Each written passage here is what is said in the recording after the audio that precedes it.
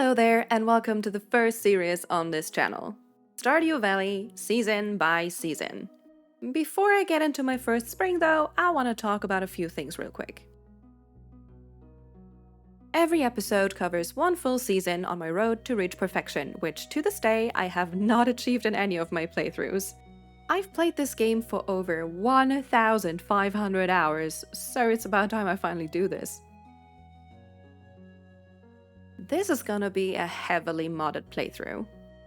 Pretty much everything looks different, there's lots of new content, and a good amount of quality of life changes. I've picked and configured all the mods to suit my personal taste and playstyle, but I still try to keep things at least somewhat balanced overall. I can't really mention every single mod that I use in the series because there are just so many, but I do highlight some of my favorites along the way. If you're interested in my full mod list, you can find the link to a spreadsheet in the description. It also includes some notes regarding my configs and changes I made to some of the mods, and I'll update it whenever I add or remove any. I go over the days of the first week in a bit more detail because there's just so much to talk about and a lot of mods already come into play here. At some point, I stop mentioning very basic tasks and actions unless they're at least somewhat relevant. I still tend to my crops, organize my inventory, pick up forage, or talk to the townsfolk whenever I need or want to, but that's usually pretty uneventful. I don't just want to narrate the actions I take on my way to perfection though. Stardew Valley has lots of great characters, and I also want to include their stories to capture one of the main aspects that made this my favorite game of all time. Also, that's one of the reasons why I decided to only cover one season per video instead of 100 days or a full year. At the start of each spring, I'll go over some goals I have for the year. I also have some more for each season that I'll go over at the start of each episode. They'll kind of serve as orientation points for myself. So without further ado, let's take a look at my first set of goals. Through the power of modding, Claire and Juliet have been added into the game and Morris is now befriendable. All three of them have hard events tied to the JoJo Mart being open, and I chose the community center route for this playthrough, so JoJo will close for good at some point. I want to see all those events, so I'll have to befriend these three characters before finishing the community center. There are a few more cutscenes with Morris if you take the JoJo route, but I'll happily miss out on those. JoJo can go themselves. One more NPC that I want to befriend is Marlon. Stardew Valley Expanded makes him befriendable and gives him much more purpose than he used to have in vanilla. I'll need 5 hearts with him if I want to unlock something important before the start of year 2. I'm not gonna spoil what it is though. My other goals for the year are as follows. Complete the community center.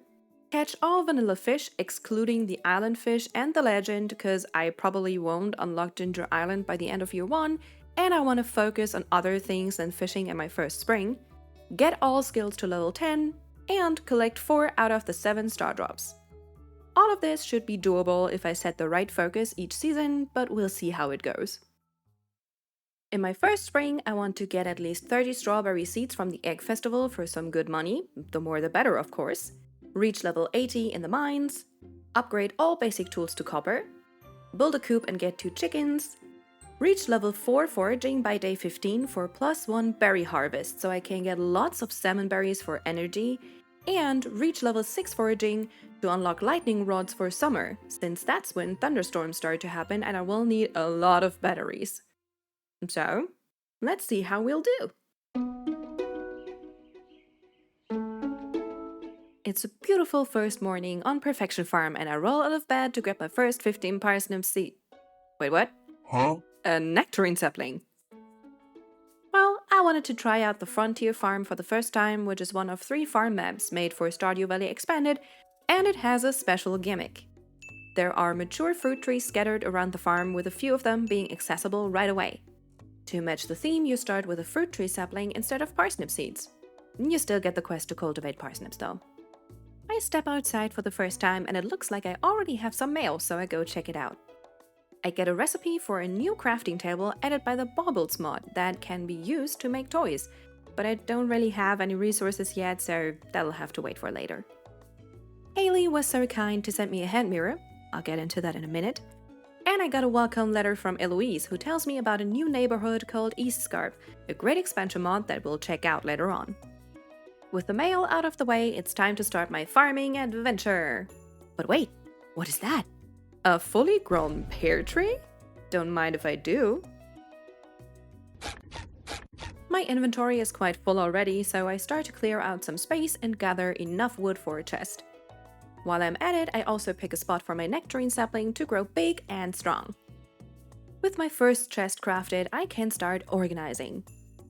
This is the perfect opportunity to mention one of my favorite mods ever, UI Info Suite 2. This mod adds tons of useful information that make your life so much easier, like tooltips for the crops you plant, or icons below the clock that show daily luck, upcoming rain and thunderstorms, birthdays, and more. On top of that, it also marks items needed for the community center. The mod seems to be a bit confused by the remixed bundles though, because it's not showing the right bundle name on the label here, but that's nothing a restart can't fix. UI Info Suite has way more cool features.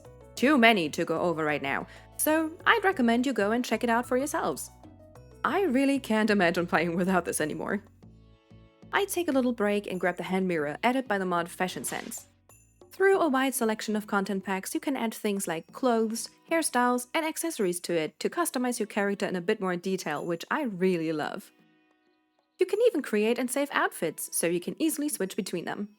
I take my time to make one outfit for each season, and this is the style I'ma rock this spring. Properly dressed, I make my way over to Robin's to move my house up a bit and greet some people while I'm there.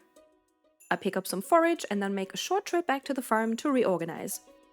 Until I get my first backpack upgrade, I'll have to make a lot of these trips. Next on my list is a visit to Pierre's General Store to buy one of every crop that might be needed for the spring crops bundle in the community center later, and some parsnip seeds. As you can see here, strawberry and carrot seeds are available at the shop now.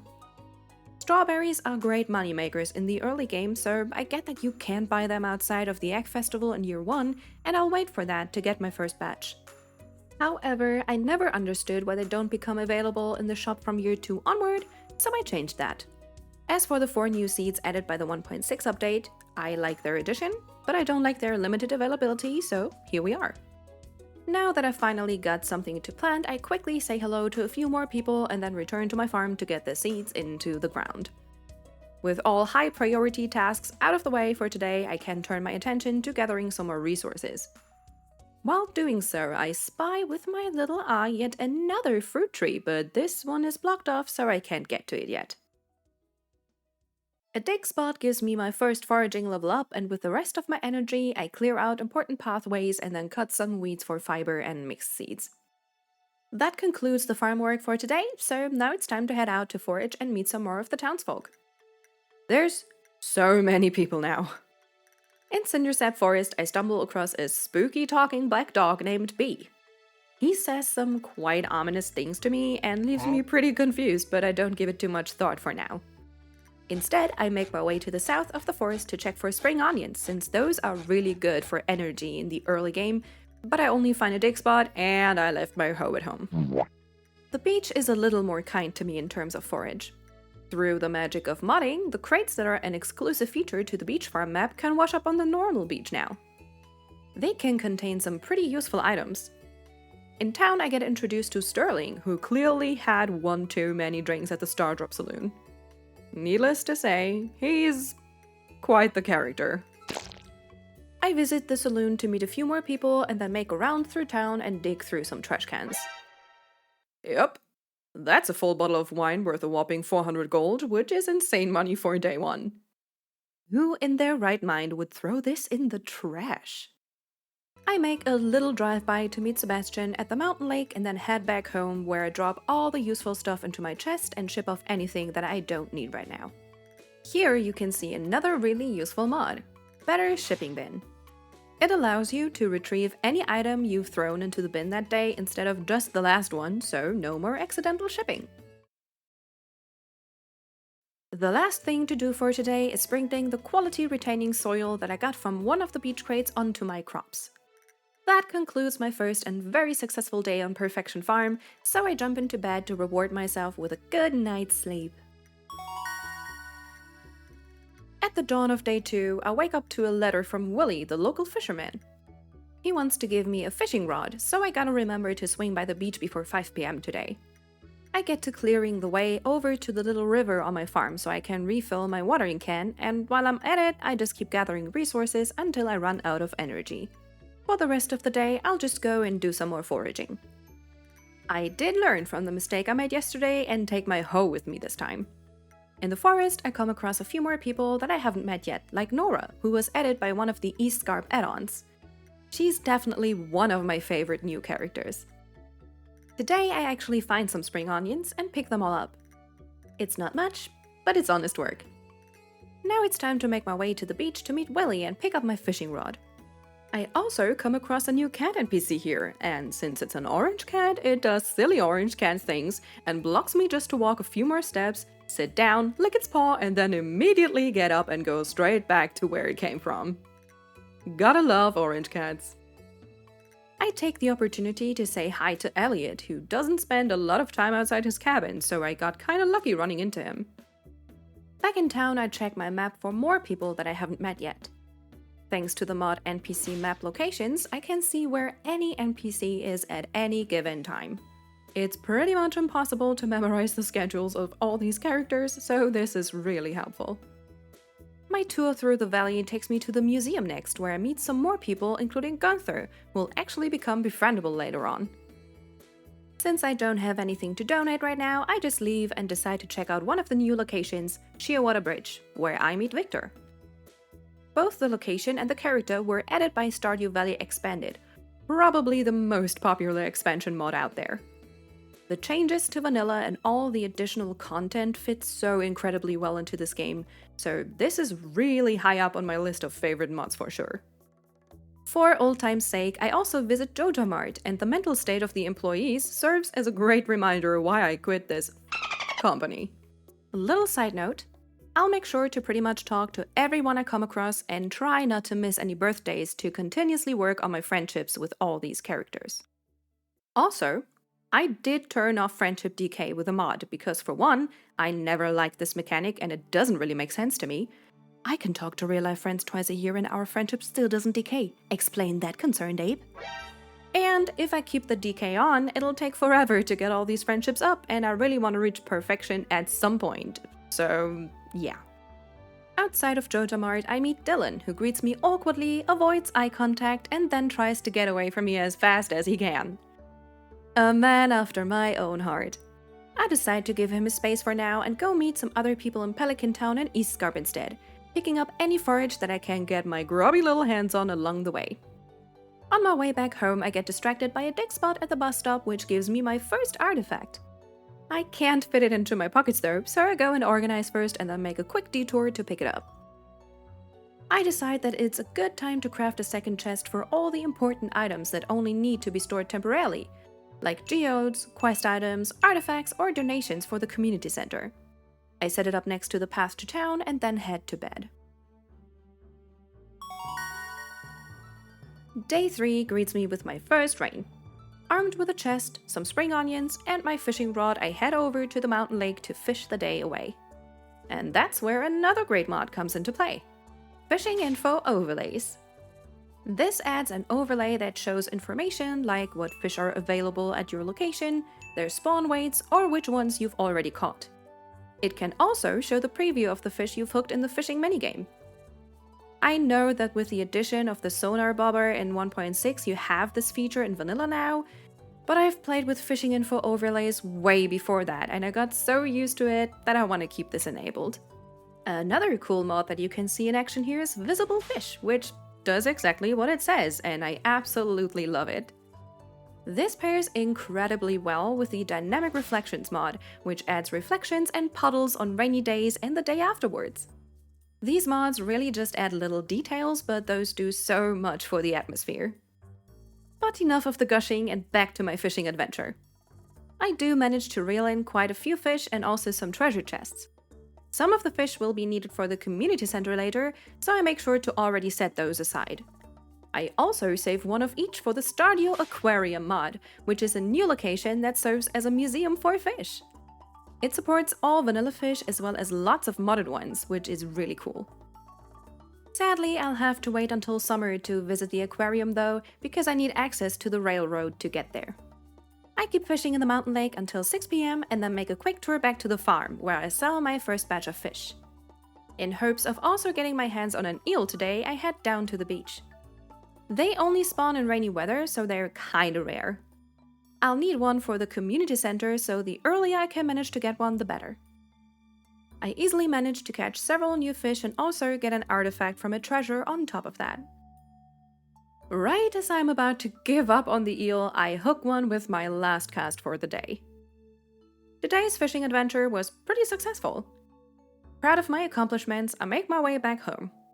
Exhausted from this busy day, I fall into my bed and watch my skill level ups and money roll in. Won't you look at that?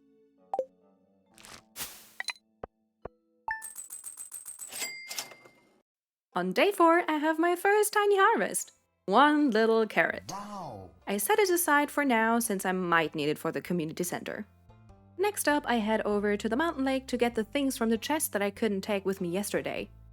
As the silly goose that I am, I take tools with me and pick up forage along the way, so I can take everything back in one trip and have to leave some things behind for now.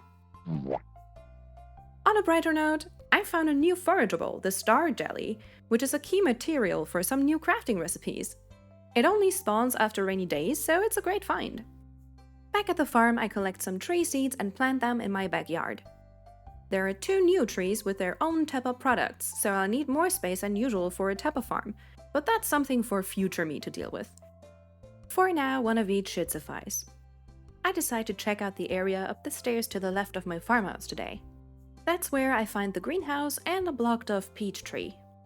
To my delight, I also spot a mahogany tree, which I cut down immediately. It gives me 2 mahogany seeds, which is pretty amazing. Hardwood is such a valuable resource, so having access to mahogany trees this early on is a real blessing. I can't shake the feeling that the farm cave might be hiding behind this tree back here, but I don't have quite enough energy to get there today, so that'll have to wait. For now, I grab the artifact that I found the other day and head out to make my first donation to the museum, where I'm greeted by a sorry sight. Gunther is feeling down because the museum is completely empty, but the sight of me with an artifact in my hands cheers him right up. Before I can make my donation though, I get introduced to Rodney, a new character who's Elliot's uncle. Gunther asks me what I think about him, and I'm so tempted to say that he's really full of himself. I already know him a bit from a previous playthrough, and boy, I'm not too fond of this guy. But I managed to control myself and go for the nice response instead. Maybe he'll grow on me one day. After that, I can finally make my donation, and that completes the archaeology quest, which rewards me with a nice 250 gold. With that done, I make a trip to the mountain lake again to pick up the stuff from the chest that I couldn't fit into my pockets earlier today. In front of the carpenter's shop, I spot one of the last few people that I have yet to meet, and then it's back to the farm. Before going to bed, I check for hard events and cutscenes that I've already unlocked. Thanks to Event Lookup, I have a neat list of all available events, including their locations, the time frame in which they can be triggered, and any special requirements. There's so many events now because of all my mods, and not only am I interested in the characters' stories, but there's also quite a few features locked behind specific cutscenes. This mod will save me the trouble of having to Google all the time, and just integrates all the important information into the game. I want to try to tick off some of the cutscenes from the list tomorrow, but for now, I'm gonna head to bed.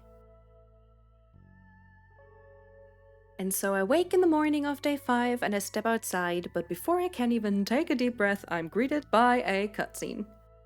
Marnie found a cute little kitty sneaking around my farm and brought it to me so I could adopt it.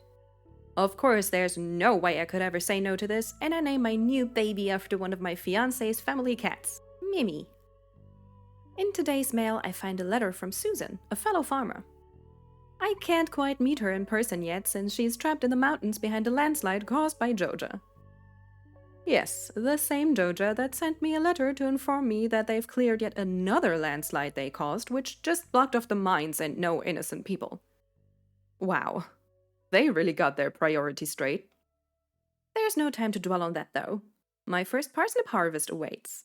It's not quite enough to get me to level 1 farming, so I won't have access to scarecrows for a few more days, but that's fine for now. I get 100 gold for cultivating the parsnips and replace them with a few mixed seeds. The traveling merchant is here for the first time, so I go check out what she has to offer. Because of the remixed bundles, I might not even need a red cabbage seed this year, but I'll still check the merchant for it until I know whether I'll need it or not. Sadly, I don't find anything useful today. At the very least, I can take the opportunity to say hi to my favorite piggy. No, who's the best little piggy? You are. Moving on. The next stop on my trip is Pierre's, where I treat myself to my first and much needed backpack upgrade. I sell some things and pick up 5 more parsnip seeds, which I go plant right away. Picking back up where I had to leave yesterday, I finally clear the path to the farm cave and take a look inside. As a mod for the cave, I got Kiza's Farm Cave Pack, which comes with a selection of 5 different cave types. I picked the green cave. It's the type that fits my farm the best by far because it spawns tree fruit even if you pick the mushroom boxes. I really want to commit to the theme though and pick the fruit bats later. There's already quite the haul of tree fruit in here and I quickly stuff everything into my pockets. This is actually huge. If I get the artisan bundle in the community center, I'll be able to finish that so easily, it'll almost feel a bit like cheating. I set aside some of the fruit, sell the rest, and then head out to East Scarp to meet the last 2 NPCs for the introduction quest. Once I set my foot into the village, I immediately meet one of them. Bible is a little mouse that came to live in East Scarp because apparently someone told him that there are no cats here. Sadly, I have to tell him that that's not quite true, and he's not thrilled about that revelation. And it seems like he has already attracted the attention of one of the local cats. We'll see how that goes. On East Scarp's beach, I stumble upon Dylan. As you might remember, our first run-in was not exactly comfortable. He's still a bit awkward around me, but I find that quite charming. I learned that he's a marine biologist as he shows me the tide pools on the beach. I do have a thing for people who talk about their interests with passion, so I gotta say, he's kinda cute. Determined to meet the last person left, I make a round through town and wind up in yet another cutscene. This one introduces me to Jacob, a vet who is actually Clint's brother. He's looking for a cat on the overgrown mountain meadow farm. It was planned to be turned into a memorial garden, but that never actually happened. Looks like I just got myself some more land. It's free real estate. I already have my eyes set on the next quest. Giving someone a gift. On my way back to Pelican Town, I run into Dylan again and decide to check if I have anything in my pockets that he'd like. With the press of a button, another very handy mod pops up. Look up anything, which, well, allows you to pretty much look up anything. This will keep me sane while I fight myself through all of the new content I've added. I consulted for Dylan's gift tastes and hand him an oyster, which is kind of a weird thing to do, but he really likes it, and it does fit his occupation, so I won't question it. Another quest completed, and another easy 100 gold for me. That's quite enough for today, so I get back to the farm where I craft some more chests and reorganize a bit. I think I had the plan to go fishing earlier, but then I just didn't do it, so I decided to just fish on my farm for a bit. There's not a lot of different fish available here, but the ones that I could catch right now are ones that I still need.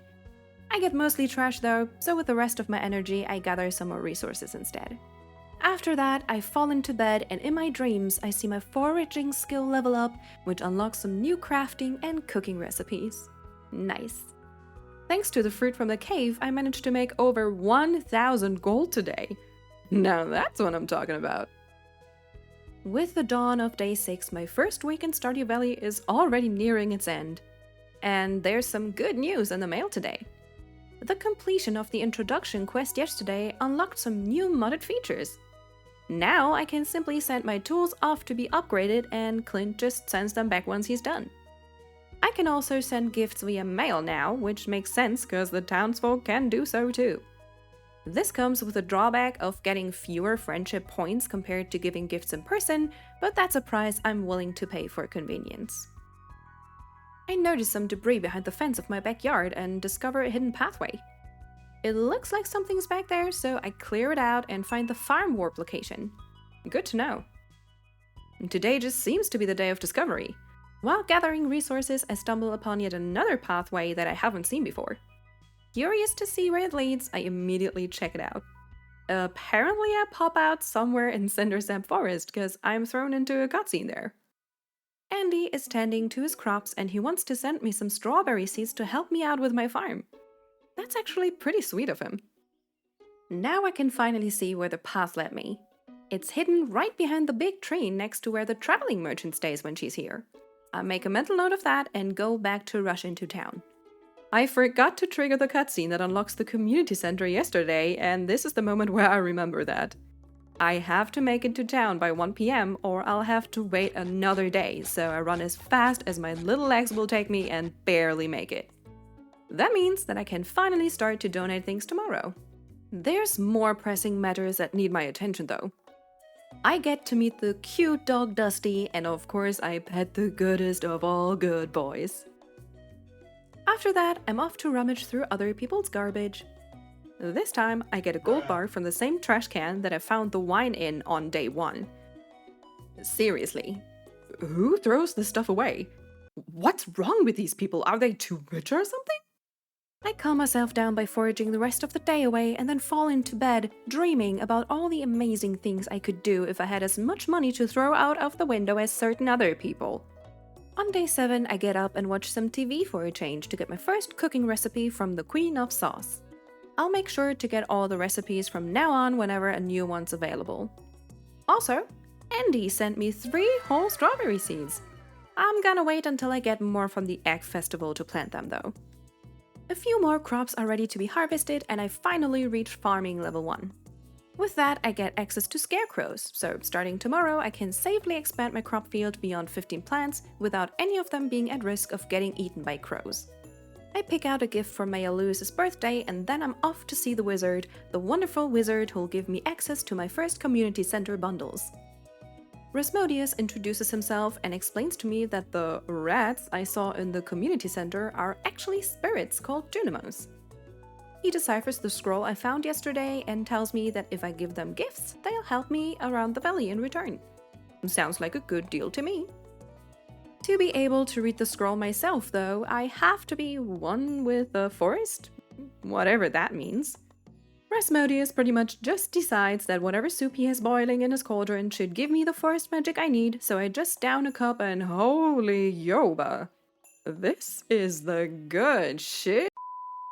Finally able to understand what items the Junimos are looking for, I rush back home and pick up everything I need to complete the spring foraging bundle, plus some more items that I might need for the bundles I'll unlock. Since I'm gonna head into town anyway, I decide to also take some geodes with me and stop by the blacksmith later. In town, I see Eli sitting on the community center roof, which of course is a totally normal thing to do. He definitely seems to be of the careless sort. Maya Lewis does not approve and tries to make him come down and stop him from climbing on other people's roofs. Eli sees reason and promises to not do it again. But he actually doesn't. Real mature. Before running off, he drops a bombshell on me. He can see the Junimos too. I don't like him all that much, but I have to hand it to him. He is quite the intriguing character. I head into the community center and complete my first bundle. I also check out the others to see which remixed ones I got, and overall they're quite okay. The bundles in the pantry are way more interesting though, since they can heavily dictate my priorities going forward. The spring, summer, and fall crops bundles are not too different, and I can already almost complete the first one. I got rare crops instead of quality crops, which is pretty great actually. Getting an ancient fruit in year 1 is easy enough. I also got artisan, which will be incredibly easy, and last but not least is the animal bundle. I didn't get the easiest, but also not the most stressful one, so overall I'm fine with the selection. Next up, I want to stop by the blacksmith to get my geodes opened. On my way there, I dig up another bottle of wine from Olivia's trash can, and I'm really starting to lose faith in this woman. I donate some more minerals to the museum, and for this I get rewarded with 9 cauliflower seeds. There's only one more thing left on my to-do list for today. I gotta give Louis his birthday gift, so I go and do that. Back at the farm, I make use of the to-do list mod for the first time. You can add tasks to your list and make them repeatable or set them to only show in certain weather or on specific days of the week. I can be quite forgetful and tend to get distracted pretty easily, so this is a real lifesaver. I add my to-dos for tomorrow and then I'm just back to gathering resources again. After reorganizing a bit, I decide to make another trip to the community center to donate some fish. For the fish tank, I did get the one possible remixed bundle, Master Fisher. The fish needed for this are all pretty hard to catch, but I do prefer it over the specialty fish bundle, so I'm fine with this. For now, I just donate what I have, and I gotta say, that's good progress for just 1 week. Since there's still some time left before I have to go to bed, I decide to already get some introductory cutscenes in the mines out of the way. Marlon gives me my first sword, and I meet Matteo for the first time. He seems to be an adventurer and archaeologist, and he heroically saves me from some slimes. His puns are terrible, but he's a good guy. I also get to meet the Void Spirit Sen. He's the cutest little boy ever. I mean, look at him! Aww. He tries to act all scary, but he can't fool me. I manage to break the ice, and he tells me that he went to the mines to visit his family. I make a promise to him that I'll do my best to not hurt any void spirits on my future mining trips if I can avoid it. Avoid it? Get it? Avoid? Yeah, alright, I'll shut myself up. That concludes all the introductions for today. I quickly pick up the chest I had left at the mountain lake and then finally head home to get some sleep. It's day 8 and the start of a new week. I find Clint standing on my doorstep in the rain. How long has he been waiting there exactly? I got some copper ore from the geodes yesterday, so he's here to give me the blueprint for a furnace. I don't have quite enough resources to craft one yet though. I plant the cauliflower seeds that I got yesterday and then I'm off to my first mining trip. I pop down a chest next to the minecart and then head right into level 1. Every 5 levels, I can use the elevator to get back up, drop some things into the chest to make space, and then head back down. This way, I won't have to give up on too many items. I managed to get all the way down to level 15 today, which nets me a total of 41 copper ore and lots of other goodies. On my way out, I get jump scared by Marlin. Hello there. This is not the last time that happens. With all the goods in my pocket, I go back to the farm, organize my stuff, and hop into bed. Today, I managed to reach level 1 combat, level 2 mining, and level 4 foraging, which unlocks some crafting recipes, including one for a new artisan machine. And I got +1 berry harvest, so that officially takes off my first goal for this season. Day 9 greets me with some fully grown parsnips which I harvest and ship off right away. I plant some more stuff including a mixed seed that turns out to be ginseng. This is a new crop that's incredibly valuable and takes a whopping 30 days to grow. With the copper I gathered yesterday, I craft a furnace and set up my first automated setup. The mod Automate gives chests the ability to push items to and pull finished products from machines. With the chest connected to my furnace, I can now load it up with ores and coal, and it will just smelt bars until it runs out of resources. You can build really cool automated systems with this. As I already mentioned, I'm pretty forgetful, and I don't want to overload my to-do list with basic tasks, so my sanity depends on this mod. Today is just another mining day. On level 19, I get an ancient seed, but I'm so incredibly focused on mining that I don't notice it until like a minute or so later. Wait for it. Wait for it. Any second now. There we go. On level 20, I get a new sword, and that's where a new mechanic comes into play. The East Scarp add-on, Swords and Sorcery, adds lots of cool combat mechanics, and one of them is the ability to dual wield. I put the rusty sword in my offhand, and now I can swing both weapons at once.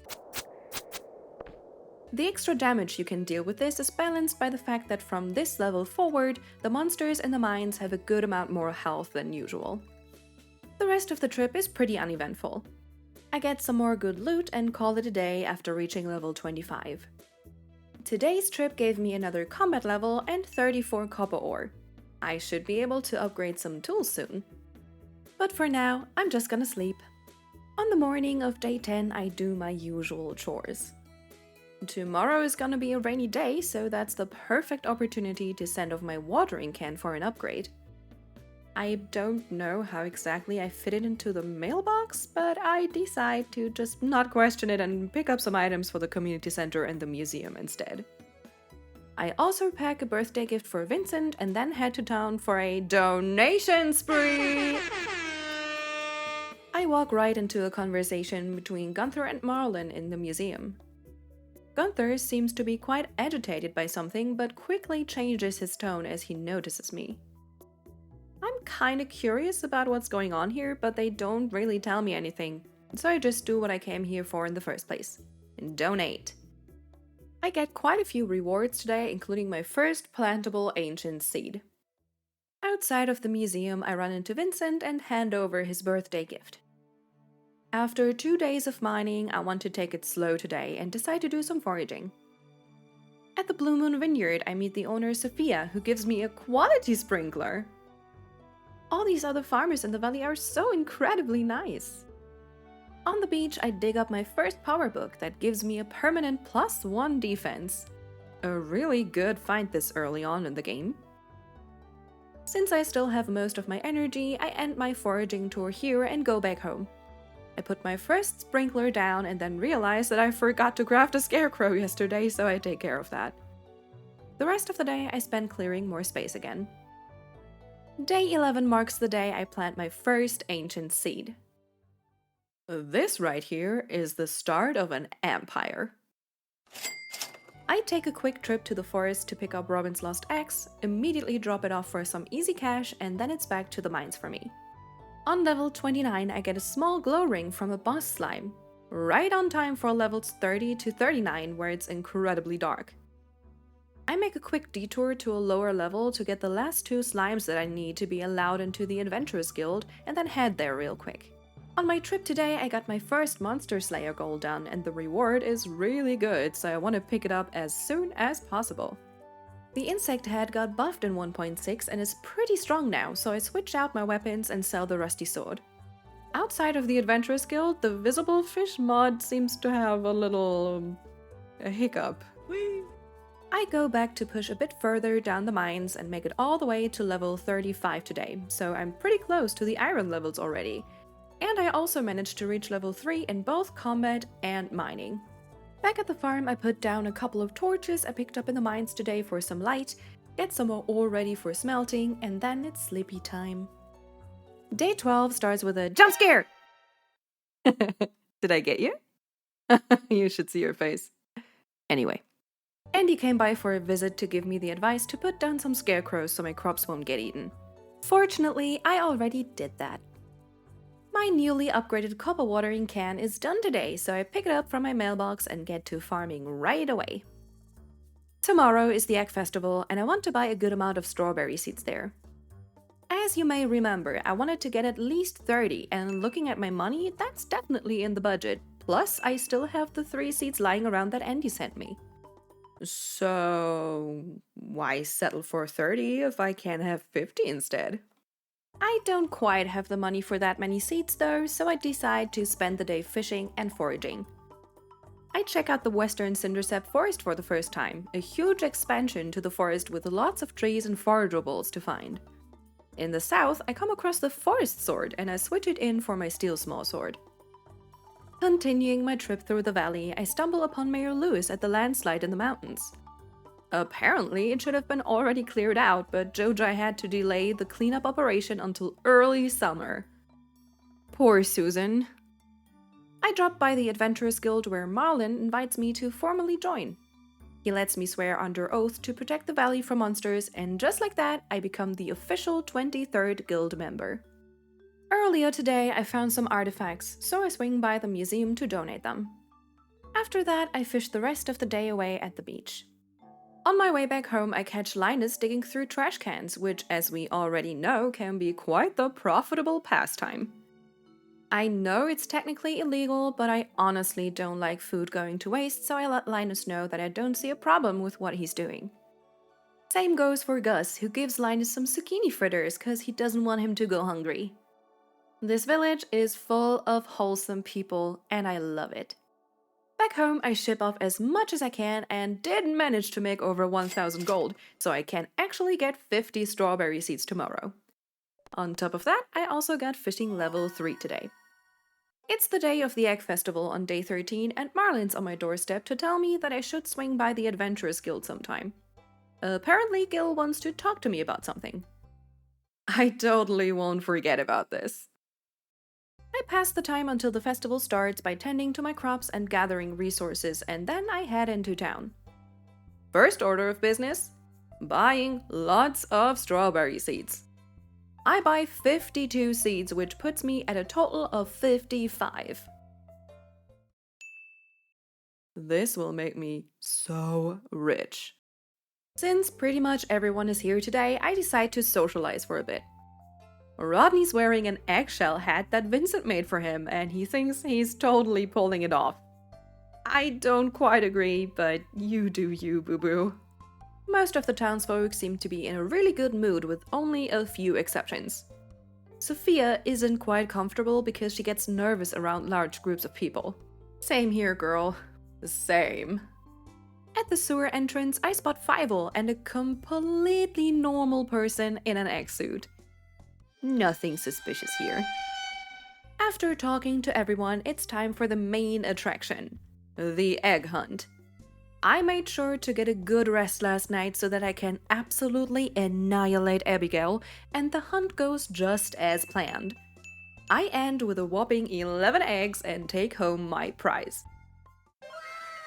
It's already pretty late, but I still managed to get 35 strawberries planted and watered. The rest will have to wait for tomorrow, but that's not a problem. As long as you plant the strawberries by the 16th, you'll get 2 harvests out of them. I wake up to the sweet sound of rain on my roof on day 14 and rush over to the community center to complete the spring crops bundle with the cauliflower I harvested yesterday. This rewards me with 20 speed grow and unlocks the boiler room bundles. I quickly check them out and... oh, Yoba. No!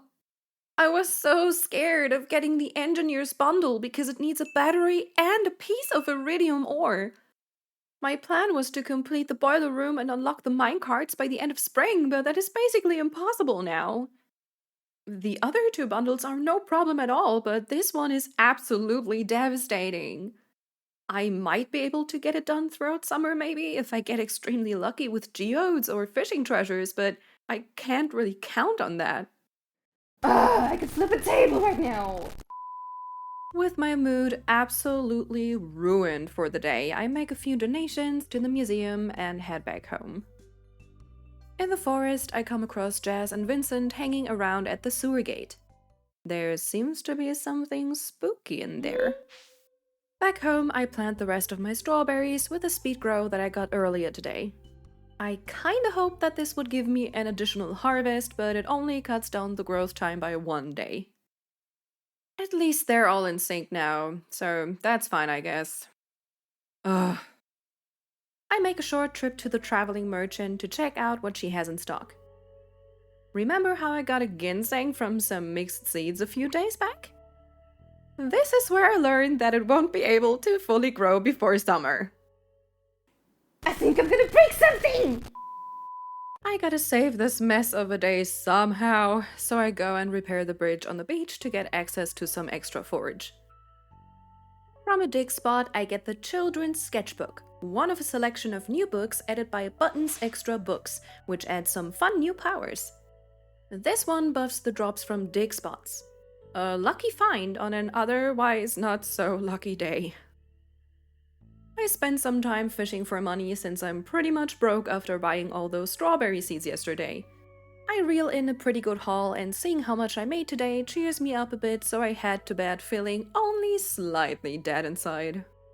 With day 15, it is the start of a new week, and I'm so ready to leave behind what happened yesterday.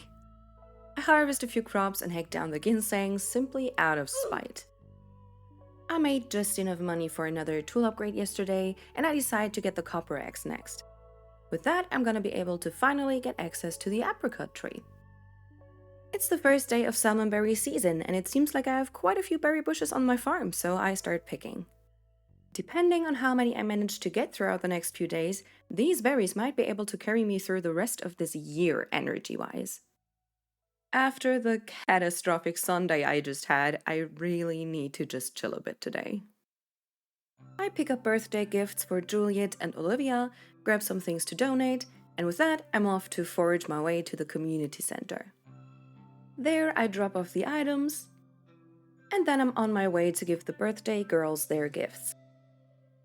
On my stroll through Pelican Town, I talk to some people, such as Abigail, who's mad because she didn't win the egg hunt. Ah, eat shit, Abigail. And Dylan, who seems to really enjoy that she lost. I love the dialogue in this game. On my foraging tour, I managed to get my hands on a total of 42 salmon berries. One of them gets shipped off for the shipping collection, and I set aside 33 of them that I'll need for cooking and crafting in the future. I'll have to save another 50 for one of the possible bulletin board bundles, but I think I can still get a good amount that I can just use for energy, and if I'm lucky I won't even get that bundle. But we'll see about that later. On day 16, 2 of the trees I planted in my backyard are finally fully grown, and I already had a maple tree there, so I craft some tappers for all of them. After that, I'm back to the mines for the rest of the day. I managed to reach the ice caverns today and get my first 20 iron ore. Besides that, not much else happens, and I decide to call it a night on level 45. Day 17 is another rainy day. I pick up my copper axe from the mail and clear up the stumps around the apricot tree. At this point, I was already pretty sure that there's gotta be more fruit trees around, so I decided to take a tour through the western area of my farm that I hadn't been to yet to see if I can spot any. I find a cherry, a pomegranate, and an orange tree, but the latter is the only one that I can access right now. On top of that, I also find a money tree? What is this? Animal Crossing? This really piques my interest, but sadly, it's blocked off by a meteorite, so it'll be a while until I can check it out. I also spot a persimmon tree, and to the south of my crop field, I find an apple tree that I can clear a way to. It seems that the Frontier Farm actually has one of each of the vanilla fruit trees that you can buy from Pierre's, plus a few new modded ones. I've played with quite a few farm map mods in the past, but this one sure is climbing its way to the top on my list of favorites. Since I want to make a trip through basically the whole valley today to get my hands on some more salmon berries, I take the opportunity to also get a few more community center donations out of the way. I also packed some things for the museum, but I get so distracted by the berries that I get there just as it closes. So, back to the berries. In the forest, I stumble upon a pot of gold? It's the 17th of spring, and you can find this little St. Patrick's Day Easter egg here every year on this day. I usually have to set myself a reminder for this, but I forgot to do that, so it's actually pure luck that I came across this. The pot rewards you with some gold and a leprechaun hat, and you betcha I'm putting this on right away. Thanks to all the berry picking, I reached foraging level 5 today, and I choose the Gatherer perk. On day 18, I wake up with enough money in my pockets for yet another tool upgrade, so I send off my pickaxe, and then I just chop some wood until I'm out of energy. Since I failed to get to the museum in time yesterday, I want to get my artifacts there today. While I'm at it, I also take some geodes with me to get some more minerals. I managed to get a few more new ones, and the donations unlock another reward. On my way through town, I meet Sam, and I remember that he has a Year 1 exclusive heart event if you get enough friendship points with him, so I decide to give him a gift. For the rest of the day, I'm back to foraging. Back home, I set down the large futon bear I got from the museum today to watch over me while I sleep, and then head to bed. Day 19 starts with me checking my mail, and my dad just straight up sent me some money. The rest of my trees are also fully grown now, so I can put tappers on them. After that, I'm back to chopping wood until I reach level 6 foraging, which unlocks the crafting recipe for lightning rods. Salmonberry season is over, but since I can't go mining for another day, I go on a foraging trip instead. I do swing by the mines though to pick up my weapon, because I have a plan. You can complete the crab pot bundle without ever using crab pots if you're lucky enough to get a crab from the rock crabs in the mines. I haven't gotten one so far, but I remembered that those things spawn around East Scarp Village at night, so I want to farm them today in hopes of getting the drop. Until it's late enough for the crabs to spawn, I just forage around the village and get teased by a leek that spawned out of reach. I drop by at Nora's house and find her pacing back and forth, rambling about things she has to do today. She's all over the place, but so incredibly charming at the same time. I love her. At the inn, I jump scare Rosa, which makes her drop a melon, but I apologize right away so she's not mad at me. We talk for a bit, and I learn that she's temporarily taking care of the inn while the owners are away. A bit after 8 PM, I spot the first rock crab and get to work. The second one already gives me what I came here for. That was easier than expected. I immediately get the crab donated, and then it's time for bed. On day 20, I retrieve my copper pickaxe from the mail and then harvest my cauliflower. I sell a few of them and set some aside to process later. I also make sure to keep one for a quest I got yesterday and deliver it to Jody right away. Back at the farm, I get some iron bars smelting and I yearn for the mines, so back in there we go. On level 50, I get a new pair of boots, so I go to the Adventurers Guild to sell my old ones. Remember how Marlon let me know that Gil wanted to talk to me like a week ago? He tells me that he can repair the minecarts on my farm so I can get around better. All it takes for that is 24 copper and iron bars each! I think I'm gonna faint. That's a problem for the future though, so I try not to think about it too much right now and just go back to mining. I almost make it to level 60, but it's too late to push further, so sadly I have to bail at level 58. That shouldn't be a problem though, since I still have a whole week to reach level 80 as I had planned to, and I'm pretty confident that I'll be able to do that. The monsters in the mines dropped some coffee beans today, and I make sure to plant them before I hop into bed. The cauli harvest this morning made me reach level 2 farming, and I unlocked some more recipes for that. This includes the drying rack, another new artisan machine that I'm excited to make use of later on. I also reached level 4 combat and mining, so we're really making good progress on the skills. On the morning of day 21, I'm greeted by a beautiful sight. All my strawberries are fully grown. This first batch goes right into the bin. With the money from this, I'll be able to make quite a few important investments, but for now, more mining. The crates on level 59 bless me with a book that gives me some farming experience, which is a great boost this early in the game. I do pick up the crystal dagger on level 60, but I'm not a fan of daggers in this game, so I sell it right away.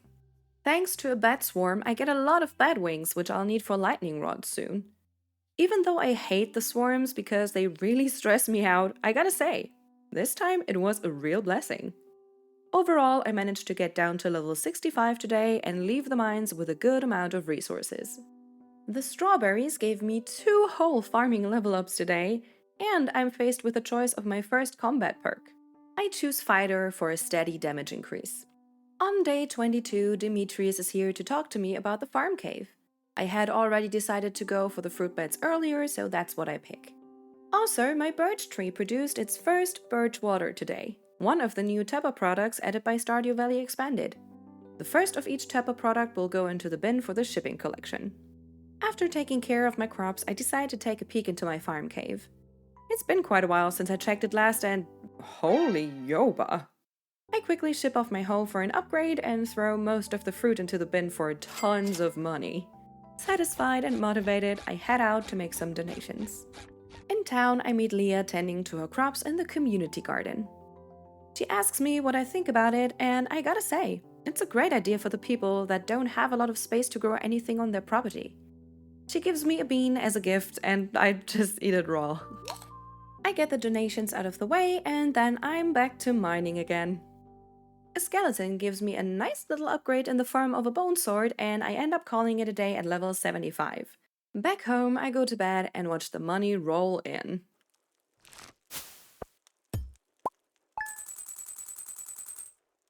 Day 23 is the day I finally go to get my first coop built. It's Tuesday, so technically the carpenter isn't open. But there's a short window of time at around 10 AM when Robin walks along the counter on her way to town where you can actually interact with the shop. I don't care that you're taking the day off, Robin. I want my coop. And I want it now! I pick a temporary spot for the coop and then I'm off to the mines. I easily reach the lava caverns today and pick up a stylish new pair of boots as a reward. My main goal now is to get my hands on a fire quartz and a void essence to complete 2 of the boiler room bundles. I do get both, which is pretty great since the fire quartz has a history of eluding me in previous playthroughs.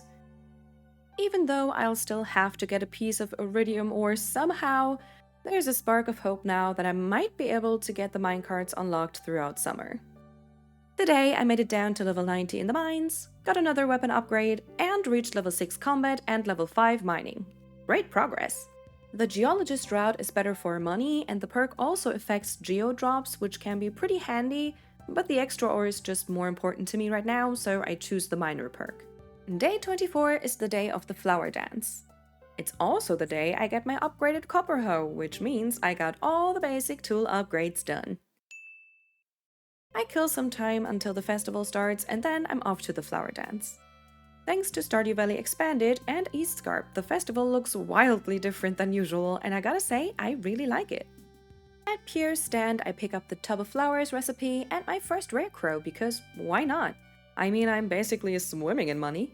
I make sure to talk to everyone for some friendship points and funny dialogue. Sadly, I'm not good enough friends with anyone to ask someone to dance with me, so that'll have to wait until next year. For now, I'll have to watch the others having fun dancing without me. After the dance, I burn the rest of my energy to chop some more wood, and just like that, the day is already over. Day 25 starts with Maya Lewis congratulating me for my great progress on Perfection Farm, and then it's straight to another strawberry harvest. This time I set aside the gold quality crops for processing and ship off the rest. Since I did so well this season, I feel like I deserve to reward myself and already get my pickaxe upgraded to steel. With most of my goals reached and the last one already in the works, I can slow down the pace a little. I'll make some more donations to the community center today, which unlocks the bulletin board and the vault bundles. This is the moment of truth. There are some really annoying remixed bundles for the bulletin board, and I got quite a few of them. They're not necessarily hard to complete and definitely not as bad as the engineer's bundle, but still annoying. On a brighter note, I didn't get the dye bundle, so I don't need to stress over getting a red cabbage this year. That's something, I guess. I visit the bookseller for the first time today, and, well, despite having made good money this season, I can't really afford anything. I do remember, though, that behind his stand there's a hidden prize ticket, so I picked that up. Next up, the museum. I get a good selection of artifacts and minerals donated and get some really good rewards for that. Initially, I wanted to keep the prize ticket I just got for the community center, but after checking the prize machine, I decided to use it to get 12 summer squash seeds instead. Back at the farm, I prepare 10 lightning rods and set them up around my crop fields. With these, I should be well prepared for summer and hopefully get enough batteries this year. I need around 30 for some important unlocks, and that's quite a lot. The strawberries got me all the way to level 5 farming today, and I choose the Tiller perk so that I can get Artisan at level 10. It's still the strongest money-making perk by far, so this choice really is a no-brainer. I take it slow again on day 26, reorganize bits, and craft my first preserves jars to get started on processing some of the crops I set aside. After that, I clear some more space in the animal areas, and then I'm off to forage and make donations to the community center. In town, I make a quick drive-by to hand Pierre some forage I found as a birthday gift. For the rest of the day, I'm back to clearing more space again, which brings me up to level 7 foraging. On the morning of day 27, my steel pickaxe is ready so I can finally clear the large boulders on my farm. I get rid of most of the stone in the animal areas so that I can move my coop there later today. That would be a great opportunity to also get a silo built, but I don't have enough clay for that. I try to dig up some but barely get any, and I don't want to resort to clay farming, so I'll put that off for now. I still go visit the carpenter to move my coop as planned though, and while I'm there I also buy the crafting recipes for some paths and floors. Since I'm basically rolling in money, I also pick up the tools from the Alternative Textures mod. With these and all the content packs that I have installed, I can further customize so many things, like my chests, artisan machines, and farm buildings.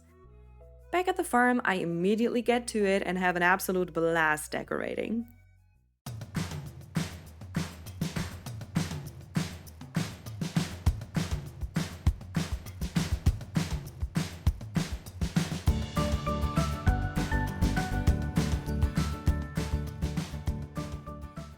Satisfied with how everything looks, I head over to Marnie's ranch to get my first 2 chickens, which I name Yolk and Egg White. I'm so incredibly creative when it comes to naming animals. With that, I completed all the goals I had for spring. I immediately go back to pet my baby chickens. Thanks to the Auto Animal Doors mod, I won't have to worry about opening and closing coops and barns every day. That's another one of those little things that I tend to forget a lot, so this will help me out tremendously. To make my animals feel right at home, I clear the rest of the stone out of their pen. After that, I take care of a few more boulders, which gives me access to some more fruit trees. I also start clearing more of a path through the western area, and that leads me back to the meteorite I noticed the other day. And then the realization hits. This meteorite contains iridium! If I can manage to rush a gold pickaxe upgrade in early summer, I can get some iridium ore from it to finish the bundles needed to unlock the minecarts. With new hope, I head into bed and dream about a brighter future. It's already the last day of spring. You know what they say, time really flies when you're having fun. My plan for today is to prepare myself mentally for the start of summer, and where could I do that better than in the depths of the mines far away from natural light?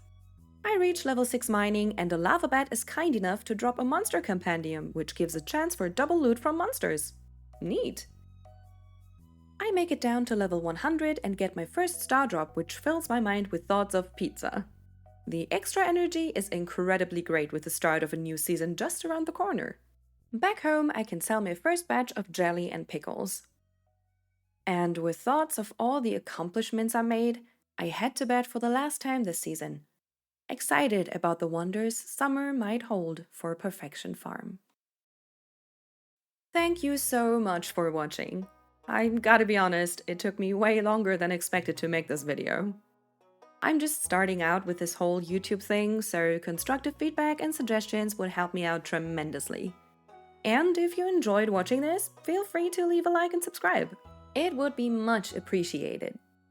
Thanks again for watching, and I'll see you next season.